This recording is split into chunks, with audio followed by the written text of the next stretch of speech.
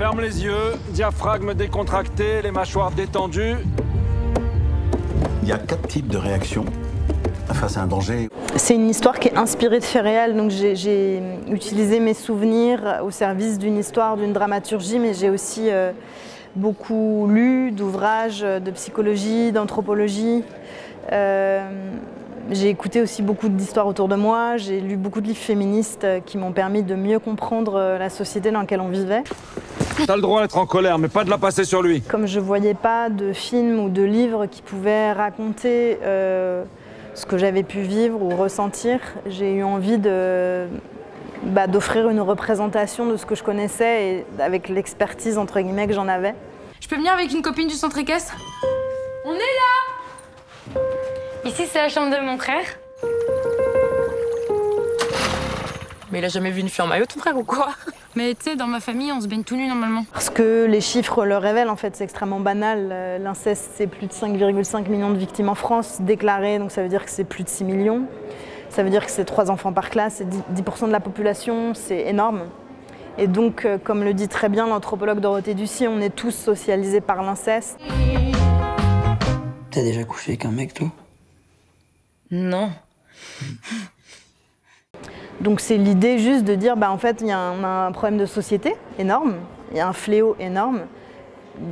Je veux offrir une expérience artistique, émotionnelle, qui permet de regarder ça, d'essayer de mieux comprendre, d'essayer de lever le silence sur ce phénomène et oui, témoigner. Et j'aime ça, en fait, quand la mise en scène est au service d'un propos, d'une histoire, de ce qui se passe, d'une problématique, d'une thématique du film. Quand la mise en scène touche ça du doigt. Et dans cette scène-là, il y a un moment que je ne dévoilerai pas, mais il y a un moment d'abstraction.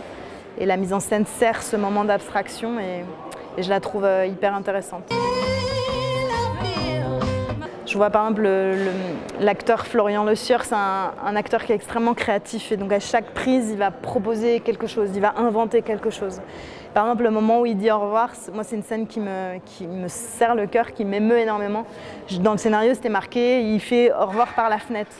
J'imaginais qu'il était derrière la vitre et qu'il faisait ça. Et en fait, il est sorti par la fenêtre et il a fait un grand au revoir comme ça, maladroit, mais qui raconte aussi l'affection entre le frère et la sœur.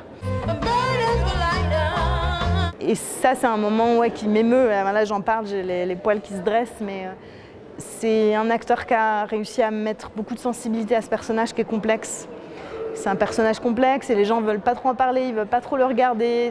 Les journalistes ne demandent aucune interview avec lui, alors que c'est un acteur incroyable et qui a fait un gros travail. Il n'est pas le personnage, évidemment, donc on a travaillé beaucoup sur le corps, sur comment il allait se réduire, travailler sa voix pour qu'elle soit plus aiguë, avoir des tics d'anxiété. Et c'est un vrai rôle de composition. Quand on connaît Florian, il est méconnaissable dans ce rôle et donc je voulais célébrer ça.